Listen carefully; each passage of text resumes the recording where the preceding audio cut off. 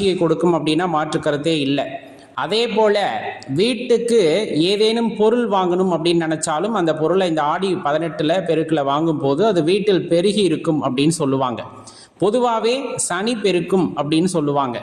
அதே போல ஆடி 18 பெருக்கும் சொல்லுவாங்க. இந்த வருடம் பார்த்தீங்கன்னா சனிக்கிழமையோடு இணைந்து ஆடி 18 வருது அப்படிங்கிறனால இது ரொம்ப அற்புதமான நாளாக இருக்கும்.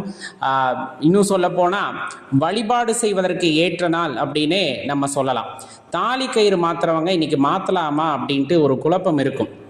தெளிவாக தெரிஞ்சுக்குங்க, கண்டிப்பாக மாற்றலாம், தவறில்லை. ஏற்கனவே சொன்ன மாதிரி நல்ல நாட்களில் எந்த விஷயத்தையும் நம்ம பார்க்க வேண்டியதில்லை. அதில் குறிப்பாக யமகண்டம், ராகு காலம் இந்த மாதிரி விஷயத்தை மட்டும் தவிர்த்துட்டு சூரிய அஸ்தமனம் ஆகும் இல்லையா, உச்சி வேலைக்கு வந்துட்டு இறங்கு பொழுதுல நம்ம மாற்றக்கூடாது. காலையில் நேரமே மாற்றிக்கலாம். அதாவது சில பேர் பிரம்ம முகூர்த்தத்தில் மாற்றலாமான்னு கேட்பாங்க. ஆற்றங்கரைக்கு அந்த நேரத்தில் போய் யாரும் மாற்ற மாட்டாங்க. வீட்டில் மாற்றுறதா இருந்தால் பிரம்ம முகூர்த்தத்தில் மாற்றிக்கலாம்.